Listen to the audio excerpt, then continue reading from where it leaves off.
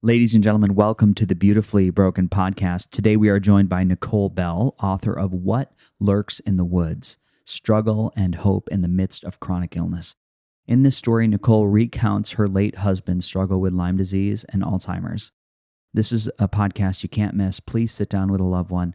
More importantly, share these episodes. The whole purpose of this podcast is to bring awareness and bring a depth of understanding around how we can move the body forward through these terrible diagnoses and chronic conditions. This is a beautiful, beautiful podcast, and we're sending all the love in the world to Nicole and her family, and we are going to dedicate this episode to her husband, Russ. Be well. Welcome to the Beautifully Broken podcast. I'm your host, Freddie Kimmel, and on this show we explore the survivor's journey, practitioners making a difference, and the therapeutic treatments and transformational technology that allow the body to heal itself. Witness the inspiration we gain by navigating the human experience with grace, humility, and a healthy dose of mistakes. Because part of being human is being beautifully broken. Ladies and gentlemen, welcome to the Beautifully Broken podcast. I'm so excited for you to experience this beautiful, heart-centered guest today, Nicole Bell, with an incredible, beyond incredible story of adversity. And really, Nicole, you follow this timeline where you're a perfect fit for the Beautifully Broken podcast. Welcome to the show. Oh, thank you for having me. I'm honored to be here. Yeah. Can I throw the script at you? What is beautifully broken? Does that mean anything to you? I usually ask that as my last question, and I kind of want to go there first with you. Yeah.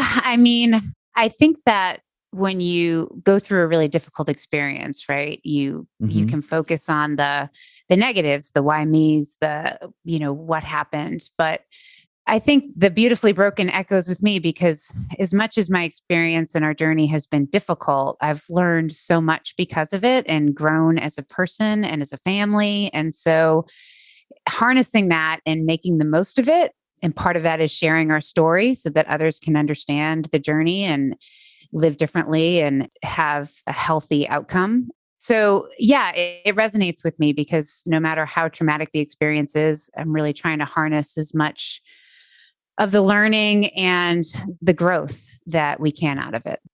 Yeah. And your book, What Lurks in the Woods, I just started to jump into it in the last couple of days. Can we talk about your story a little bit this morning? Yeah. So, I was an engineer doing extremely well in my career in medical devices. I had a fabulous husband who was extremely supportive. We actually met at a startup company where we fell in love and then decided to have children. It was a little bit of a second family for him, first for me. And everything was going great. We live right outside of Raleigh, North Carolina. I love it here. And then things just kind of started to change. He got mood changes that I just really started exhibiting mood changes that I never didn't seem to fit. He was irritable. He was angry. He was anxious, things that were kind of out of character, but just like everything else, you kind of brush it off. You're like, oh, it's just life changes. We had new children. He had stepped back from his career. You think, hey, it's something else, right? Mm-hmm. And then over time, things got worse and I realized he was starting to have cognitive problems. So in 2016, he was starting to forget basic things like the code to our house alarm or the time to pick up the kids. And I realized that he was having some pretty severe symptoms that we needed to get checked out. And he was eventually diagnosed with early-onset Alzheimer's. And that didn't seem to make sense because he was very healthy. He was only about 60 years old at the time and extremely healthy, no genetic markers, no anything that made, none of it made sense. But we kept digging and digging. And then eventually, about 15 months after he was initially diagnosed, we figured out that it was infection-based. So he had Lyme disease and 2 co-infections. And so the whole journey of having kind of the storybook life that gets crushed, that I had to then figure out how to navigate my husband's illness and dementia is one of the hardest things in my mind to have to deal with in a loved one. And then dealing with the medical system where they were leading us astray and then trying to figure it out, finally figuring it out, getting treatment. I mean, the whole thing was just such an experience that I had to process it and I had to figure out how to move on, how to become not just broken, but beautifully broken, right? Yeah. And so that led to me journaling throughout the process just to kind of process everything. Mm-hmm. And then eventually I decided to turn it into a book. So once I had the time and space to do that, I poured through all my journal entries, which was a hugely emotional experience, and put it together in our story, mostly for me. And then eventually I realized I was ready to share it with others so that they could learn from our experience. Yeah. If I could take you back to I guess it would be 2017, 2018, when you guys Yep. finally figured out that the cognitive impairment was infection by nature. How did that come about? So, I mean, I was searching for any possible solution. As I mentioned, I'm an engineer. And so when something goes wrong with a complex system, right, there's always a reason. And it's not always the first reason that you think of. And so I was researching as best as I could. And we went to neurologist after neurologist trying to figure out what was going on. And everything came up negative. All his lab results were, quote unquote, normal. And it didn't make any sense. But after enough doctors tell you that there's nothing you can do and that it's just early onset Alzheimer's, eventually I kind of had given up. Mm-hmm. And, my husband, Russ, was basically like, look, if we can't fix this, we just need to plan and figure out, how we're going to deal. You have to raise the kids and we have to make arrangements for our new reality. And so that's kind of the space that I was in. And then one morning, my brother called me. Actually, my mom told me to call my brother because she had talked to him. And he had just figured out what was going on with his wife because she had had chronic health issues for years. And after going to doctor after doctor after doctor, they had finally met an endocrinologist that decided to get her tested for Lyme disease. And my brother's a doctor. And so he started researching and he saw all the links between dementia and cognitive impairment and Lyme disease. And he basically said, hey, Nick, this is, I think, what's going on with Russ, which honestly was my first thought when back in 2016, when he first started exhibiting, or at least I was first realizing he was having cognitive symptoms. I was like, oh, okay, well, let's get him tested for Lyme disease because I'd done enough research to know that there was a link. And we went to an integrative physician and had him tested with the standard Western blot, and he tested negative. So we kind of got thrown off the trail. But, my brother had done research and he said, well, hey, these tests are not very accurate. And if he tests negative, it doesn't necessarily mean he's not infected. Get him retested with a direct testing method using, PCR, looking for the organism rather than looking for antibodies. And sure enough, we did. And he tested positive for Borrelia, Bartonella. And then later, he also tested positive for Babesia. And so that was our first, and that was the first time things made sense because, Russ was a hunter. He was always in the woods. He did all of our landscaping. He'd been bitten by ticks many times, never had the rash, never had a fever, never had any joint pain until way after his cognitive pain or his cognitive issues developed. So even though it was one of the first things I thought of, once he tested negative, we were thrown off the trail and all of his symptoms were not, quote unquote, typical, which I now know there is no typical for Lyme. But yeah, and that was where our journey began. But as I mentioned earlier, it was 15 months after we first tested negative. And so we lost a lot of time. And he had already been characterized by the neurologist as having late stage Alzheimer's.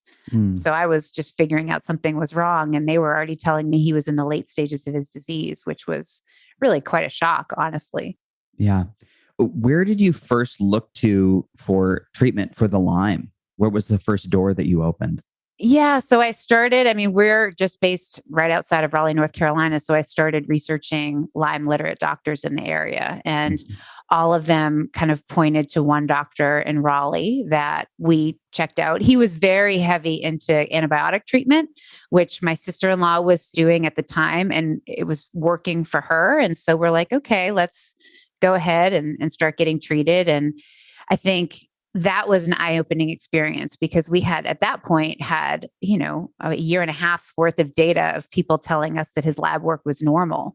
But then, of course, we went in they ran more extensive tests and they found that in addition to, the Borrelia, the Bartonella, the Babesia, he also had Candida. He had high levels of heavy metals with both mercury and lead. There were just, a lot of his immune system markers were off. He had elevated ferritin levels. It was just like all these things that I'm like, wow, we've been going to doctors for, almost 18 months and none of this has come out. And so it was really a journey. And, then we kind of started on antibiotic therapy. And how did it go? Did you see improvement throughout some of his treatments? Yeah. I mean, it was a roller coaster, to be honest. We saw when he first went on, it was really rough. And then he would kind of plateau into a slightly better space. He did start having aches and pains and joint pain later in his journey. And so that would go away and he would feel good and some of the fatigue would go away. But then we would go off antibiotics because he was on a pulsed protocol. And then all the symptoms would come rushing back. And so we definitely saw improvement, but it was a lot of ups and downs. I think there was a point where we were extremely hopeful because he was starting to get rid of a lot of his physical symptoms. He seemed to be stabilizing cognitively, although I saw glimpses of improvement, but nothing ever consistent. And, we were hopeful, but eventually I think we started going downhill again and changed course and tried lots of different types of treatment, and that cognitive performance, we could never really stabilize it or get it back. So he continued to decline from that standpoint. I've become increasingly aware of the way environmental toxicity affects my body. Now, in the past, I've tested high for mercury, lead, cadmium, glyphosate, and mycotoxins from mold. Now, I know what you're thinking. That is a full bucket. And even worse than the list of toxins was the fatigue, the neuralgia, and the brain fog due to the burden on the system. So luckily, I was introduced to the Ion Cleanse Foot Bath by AMD at a wellness conference. The system uses both positive and negatively charged ions to help eliminate these harmful toxins from the body. So my N=1 experiment, after 4 months, I've watched most environmental toxicity fall by more than 30% through diagnostic testing. So for me, this is a win-win.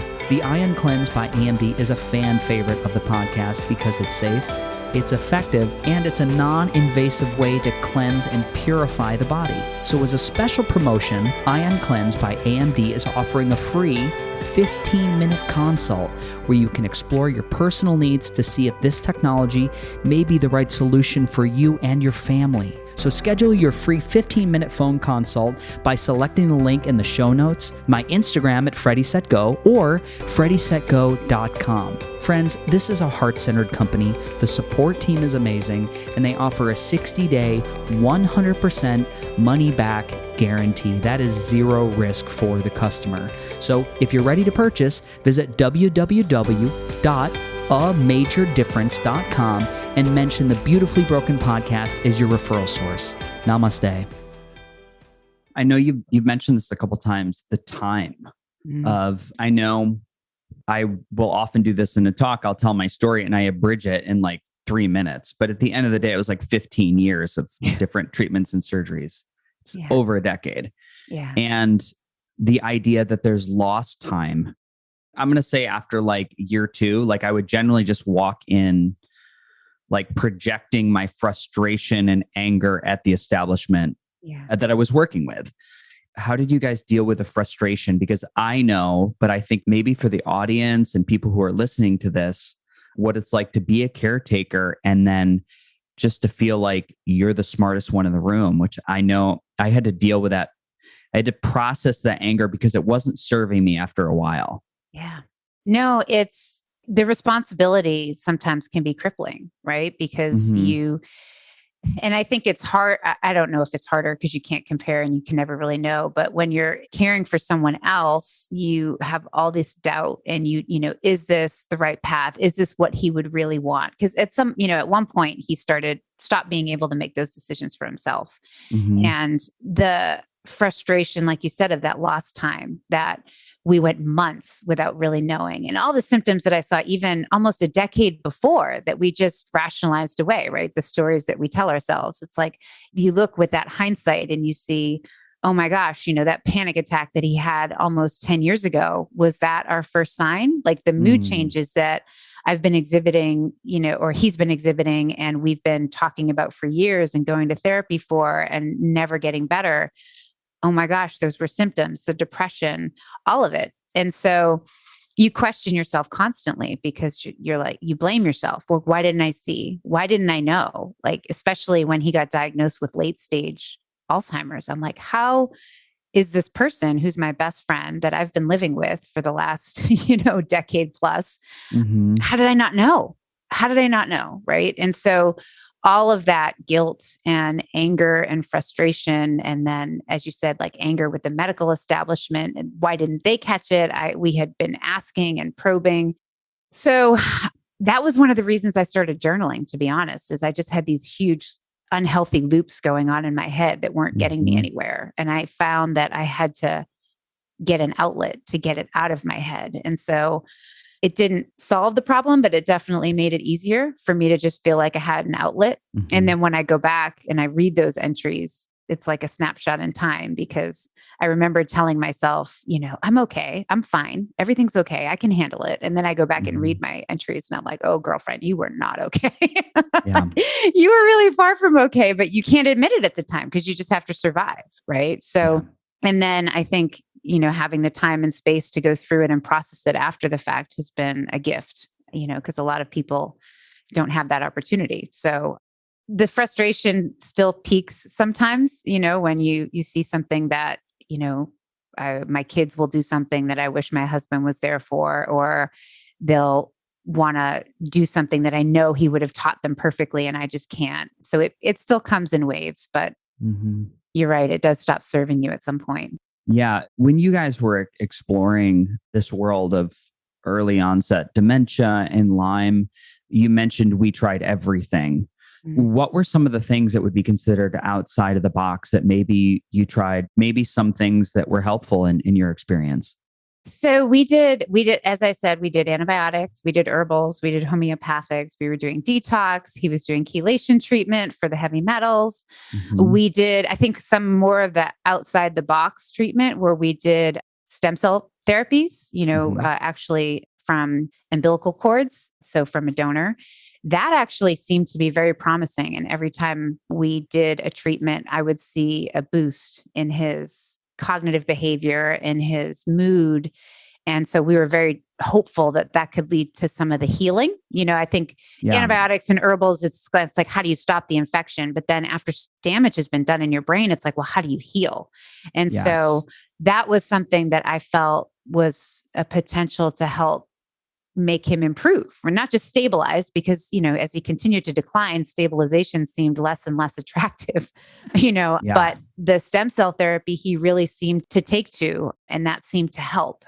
And yeah, then just lots of supplements, all the things, all the nutrients replacements, as I mentioned, detox. I mean, there were buckets and buckets of pills, and we were very into food first as well, like really making sure diet and exercise and all of those things, sleep, making sure we were optimizing everything. We didn't do like Rife therapy and some other things that I know have been effective for other folks, but I probably would have if I had had the right exposure at the time. I was really just trying to do anything that had some science behind it that would be of a benefit.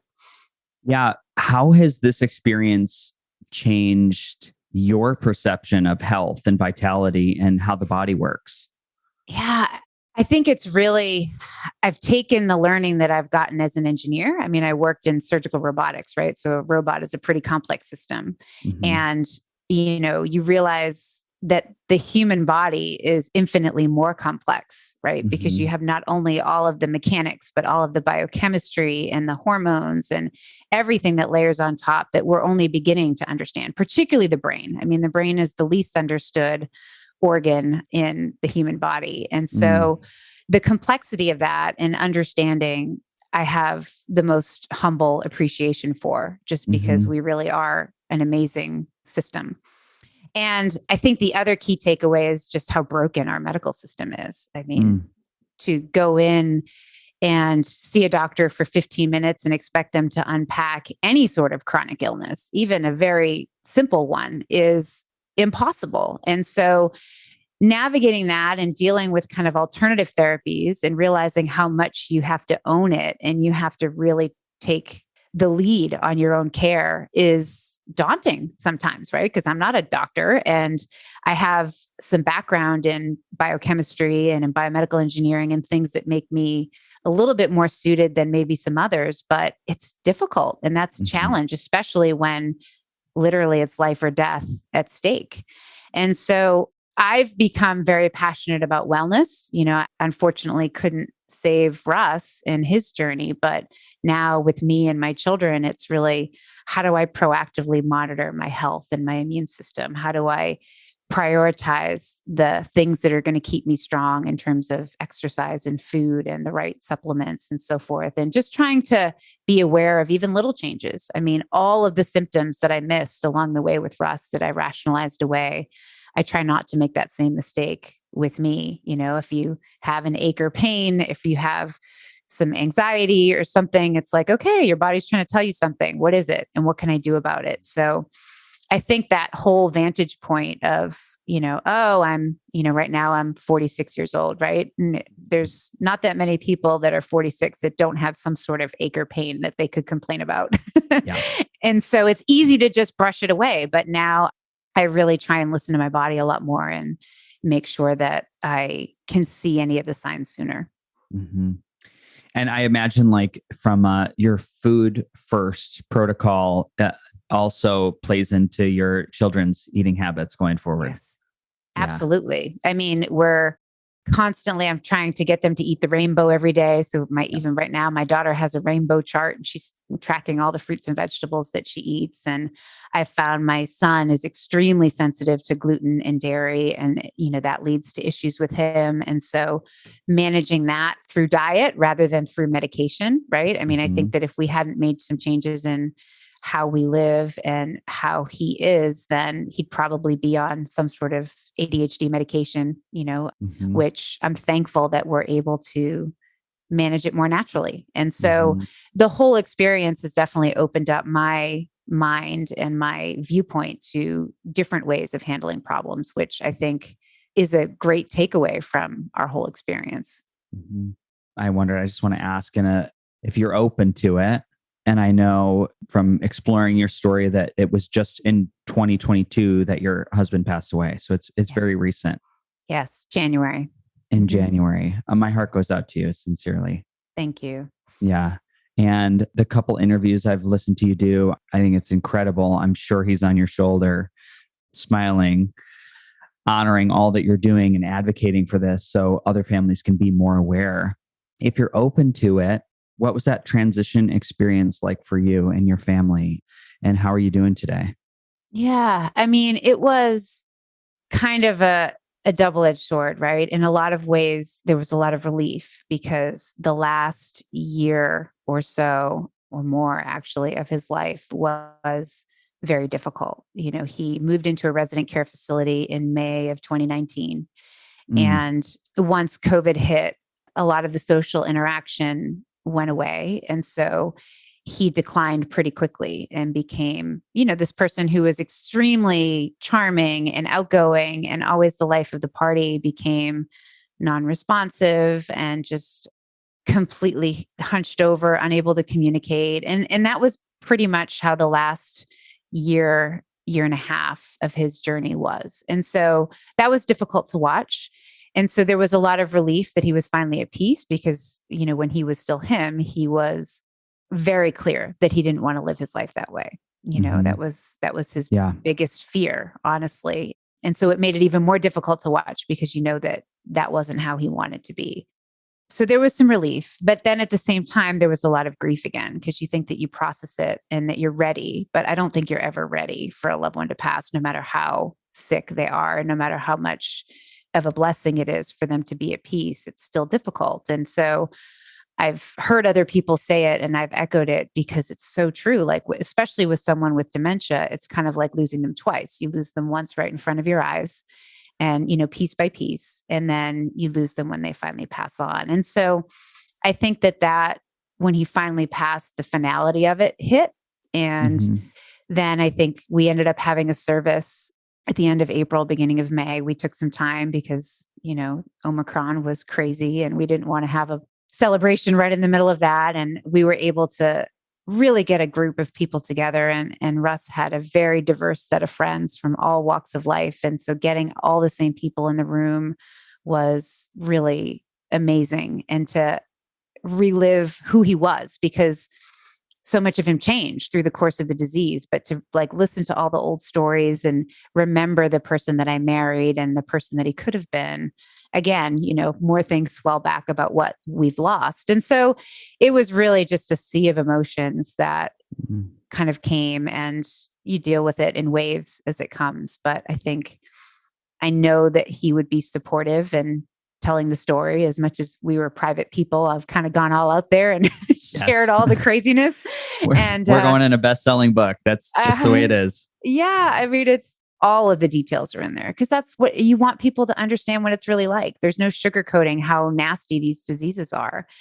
And so I think getting that out there and hoping that others learn from it is going to make a reason for everything we went through.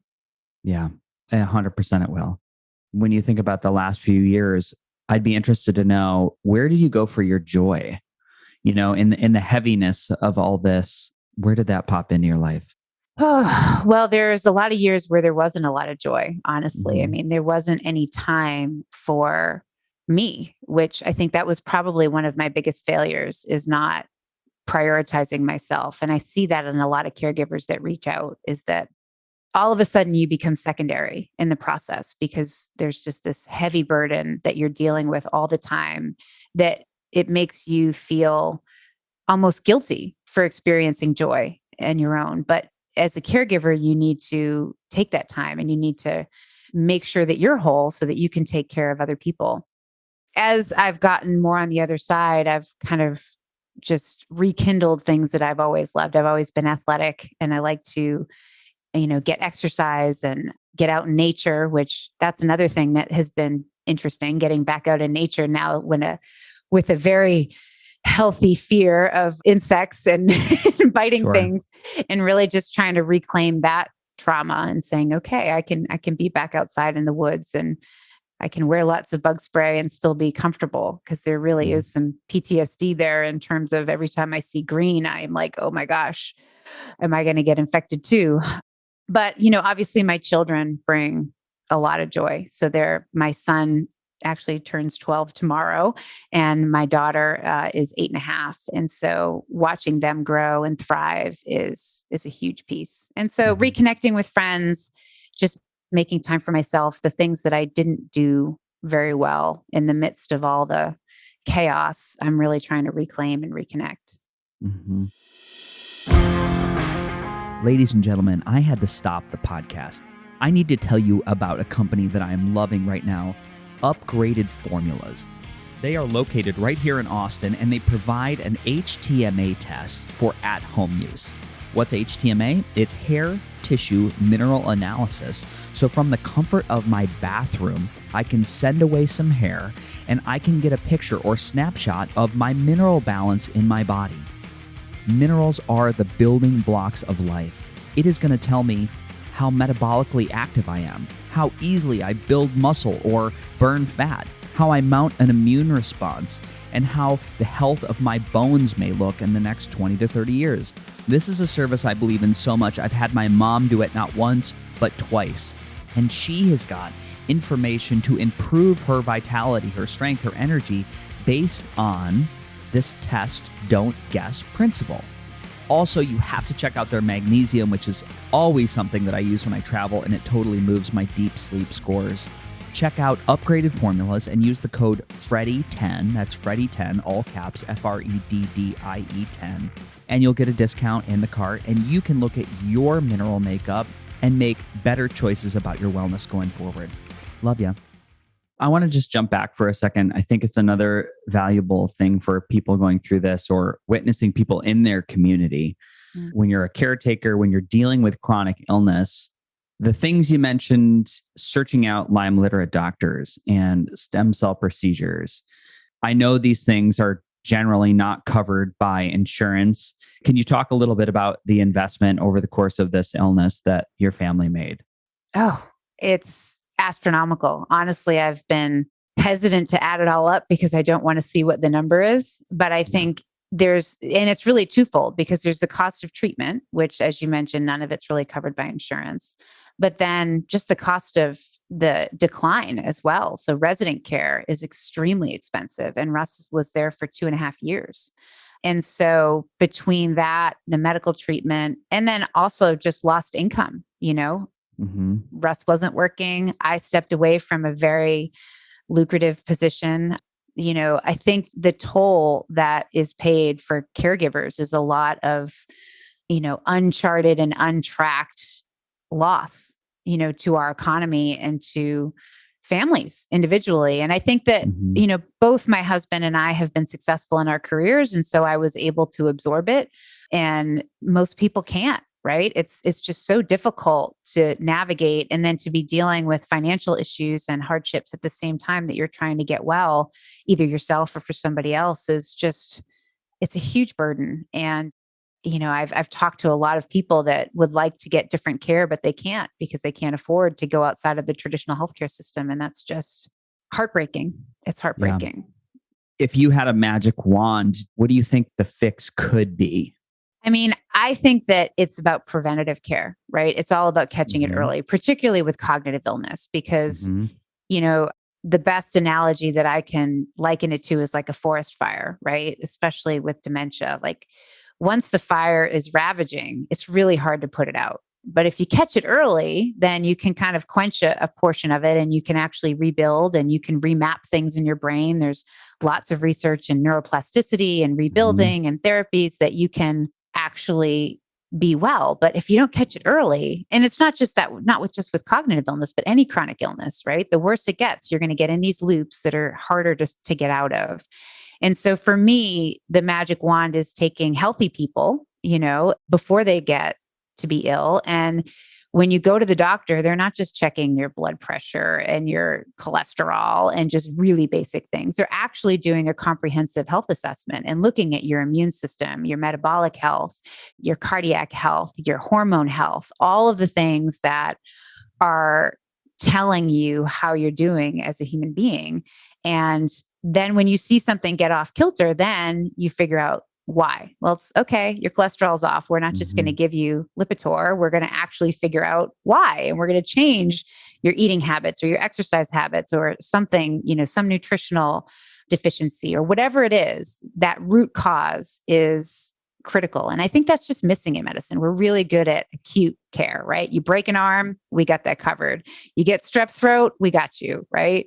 You get chronic Lyme, you get cancer, you get chronic, it's just not as well laid out as a lot of other more simple cases. So that's, I think, what I would change would be early detection and prevention.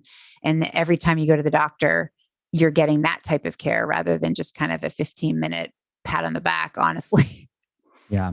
Yeah. I've thought about this a lot lately. I think I would incentivize, I think the incentive system would be to keep people well. I think if we Yes. paid doctors to not treat the sick, but actually incentivize for wellness would be a game changer.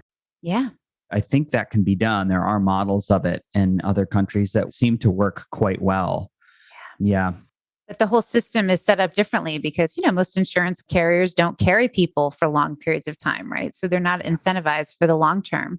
It's just short term decisions about what the cost benefit Hmm. is. And that's not in anybody's interest. And that's why I think people really need to own their own care a lot more because you have to make sure the insurance companies are not looking out for you. The doctors don't have that much time with you. And so it's really up to you to make sure that you're owning your own health. And that's challenging. So my hope is that some of the technologies that are out there and the tools will become more available to make it readily accessible for everyone, Yeah. you know. Yeah, I'm right there with you. I think the other thing that I would just even mention to anybody that listens to this is that the food first, Mhm. hydration, sleep hygiene, breath work, nature, Yeah. like though if you led with that, if that was on your list of a daily, I'm going to get a daily dose of prescription nature every single day, we would definitely be in a better place as a nation as far as our numbers of chronically ill and chronically. I mean, I think the last number, it was above 400,000 people diagnosed with Lyme every year in the United States. Yep. And luckily, they've just started to realize that chronic Lyme is a thing. Mm-hmm. And so that will evolve and that will change, and more complementary therapies will come into the market. But today, for this generation, I think people have to really think about, this radical ownership of health, and how do you invite that in, and also invite your neighbors and your family members. I'm always like, hey, Dad, trying to get people on board. Just I know this sounds weird, but you can sit in cold water for 3 to 5 minutes and you can totally reset your nervous system. Even things that I never would have done before, like saunaing and some of the supplements and so forth, those are now central in my daily practices. Breath work, which you mentioned, is amazing. I think breath work was something that I got exposed to through a program that I did. It was actually a hormone revival program. And as part of that, really tapping into your somatic system and calming down from any trauma that you had had. And I had done a lot of meditation and breathing that way, but I think breath work was something that was new to me. And just like an engineer, I always go in pretty skeptical. And I'm telling you, the first 4 or 5 times that I did breath work, I ended up curled over in the fetal position crying. And I was like, holy crap. What was that? Why? What is going on? And that was, I think, a trigger for me to realize how much my body had stored a lot of the trauma that had gone on. I think trauma is a word that I've been hesitant to use just because, you think of the depths of that word, right? It can mean a lot of different things, but caretaking is traumatic. Illness is traumatic, and there's no trophy when it comes to trauma. It just is. And so when I started doing breath work, I realized that it was more than just what I had talked about in therapy. It was actually stored in my nervous system and in my body, and I had to start working that out. And so that's become a huge part of I would say my second layer of healing. My first layer of healing was really just processing and dealing with it emotionally and mentally through writing the book and through reading my journal entries and going to therapy. But that second layer of really understanding my body, and, as I mentioned, even still today, when I go out in the woods, my heart rate elevates, and, your body just stores the experience that you've lived. And so untangling that and getting it to a healthier space is still an ongoing process, but I think has really opened my eyes to how holistic and complex we are, going back to the human body and how complex it is. That's really opened my eyes. Yeah. If you could go back and give yourself 2016 Nicole some advice, what would you say to her? There's 2 things. One would be just don't believe the test data, keep digging, and I think I would want that from my husband. I think for me, it would be more to take care of myself. That's definitely, I used to joke that the only thing lower than me on the totem pole was my car. And so I constantly put everybody else first, and to the point where when things got really bad, I felt completely broken. I couldn't get through the day without crying. I was snapping at the kids. I was just this raw wound that was walking around, which wasn't serving anybody. And I think I came to this realization because I always have to think through things logically, right? You're like, well, I can't do that because I don't have time and I have to do these 17 things. But, eventually you realize, what? If you're broken, then everything you're doing is basically getting sacrificed, right? Because if I'm only 20% of who I can be, then every task I'm doing is getting 20%. As opposed to if I carve out an hour for myself every day and I get myself to 80 and 90%, then everything I do is now, instead of getting 20% of me, is getting 80 to 90% of me. And I think once the logical side of my head figured that out, I started really changing the way that I prioritize things and realized that it wasn't selfish to put myself first. And it was actually smart and the most important thing. But it took me breaking before I really internalized that, which I wish that I hadn't had to go through. So I think I would tell myself to not ignore symptoms and to keep pushing for my husband. And then for me to make sure that I was really prioritizing myself before I ran myself down. Yeah. Yeah. I think that a lot of caretakers out there are going to hear that, and I think they'll feel it. I love that you're doing these things for yourself and walking the walk, food first, the breath work, because in my experience, those memories are stored in the tissue. Yes. And generationally, you're healing yourself and you're healing generations forward by doing that work. So that's amazing that you've discovered that and have all these great tools. What's your ask for the audience? Anybody that hears this, what would you like them to do? I think it's to not ignore symptoms and to be in tune with your body. I mean, that's really harder than it seems. Like, be in tune with your body. That sounds great. But that means that you have to really dig in and you have to understand. Like, even just recently, I don't eat a lot of grains. I don't eat a lot of processed foods, but I went out with a friend and I had, corn chips, right? The next 2 days, my stomach was like sticking out. I was all bloated and I felt terrible. And I'm like, gosh, why did I do that? Like stupid things like that are insults that you do to your body on a regular basis. And, with Russ, he had years of mood issues that we just brushed off and thought that there were different reasons for. And so I think that what I would ask the audience is, one, I would say, read our story, because then you'll know the full depths of what can happen when you don't look and heed those early warning signs, right? I mean, Russ was not an unhealthy person. He was extremely physically fit. He exercised, he ate right. He did all the things that you should do. And he still became chronically ill and declined in a horrific way that ended up taking his life. And for years, there were warning signs that we didn't see. And so I would want people to read our story and to take away from that in their life, how they can be more in tune and how they can just keep the people around them as healthy as possible through preventative measures and through screenings and other things that will avoid that. Because, sometimes people avoid it because it's more expensive. A lot of these tests aren't covered and so forth. But I'm telling you, the cost on the other side, as I said, is way more astronomical. So everything that we had spent when he was ill, which essentially went nowhere, we could have taken a small fraction of that and done it in his, early 50s, late 40s, and been in a much better space. So that's what I would want. That's what I want for me. And that's what I want for others, so that they can stay healthy as long as possible. Yeah. So your book, What Lurks in the Woods, Struggle and Hope in the Midst of Chronic Illness. Where can people get the book? So it's on Amazon, Barnes & Noble. So anywhere books are sold. I think you can also see more information about me and the book at NicoleDanielleBell.com. And it's the same handle on both Instagram, Facebook, and LinkedIn, Nicole Danielle Bell. So you can kind of see what's going on with us and the family and the book. We've been doing lots of trying to spread the word so that others can learn from our journey. Beautiful. Nicole, you have an incredible story. I'm sending love to you and Russ and your kids. Thank you. And I can't wait for people to hear this episode. I think it's really going to make some profound impact. And just thank you for your courage, for sharing your story.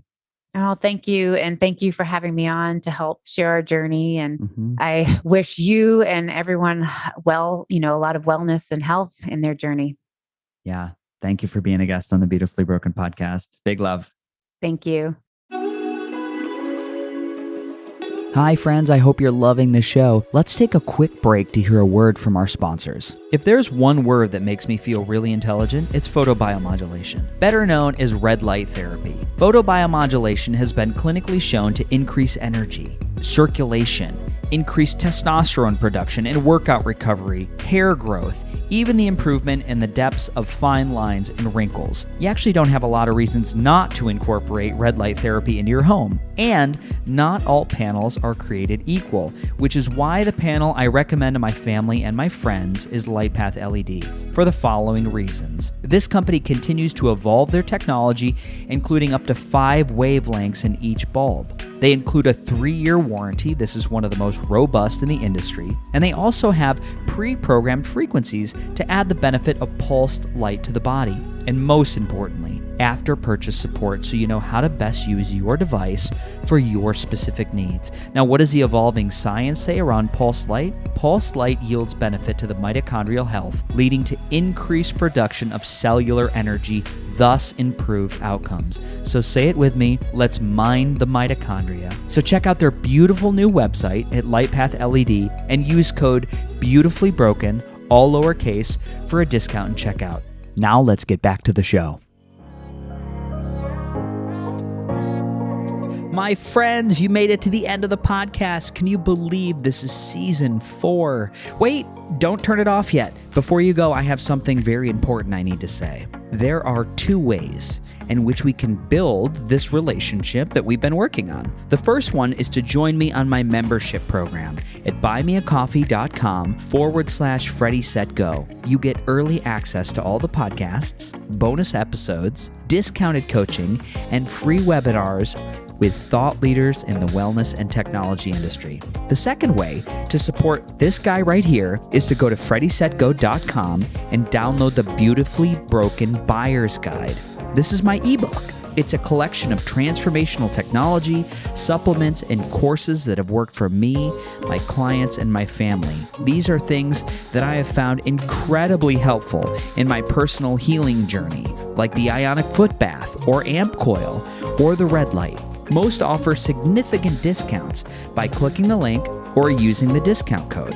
Now, please know they don't cost you anything extra, and at the same time, they do support the podcast through affiliations. Friends, thank you for tuning in.